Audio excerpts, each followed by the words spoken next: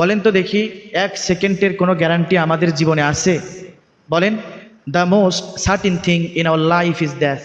In the most uncertain thing in our life of time of death. আমাদের জীবনের সবচাইতে সুনিশ্চিত বিষয়টাই হলো মরণ। এটা সুনিশ্চিত বিষয়, এটা আমাদের হবেই, মরণ আসবেই। জীবনের সবচাইতে সুনিশ্চিত বিষয় হলো মরণ, আর সবচাইতে অনিশ্চিত বিষয় হলো আমাদের মৃত্যুর সময়।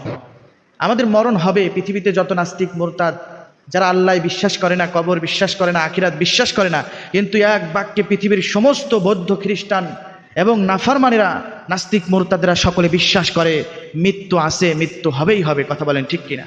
মরণ থেকে পালানোর কোনো সুযোগ কি আছে ভাই?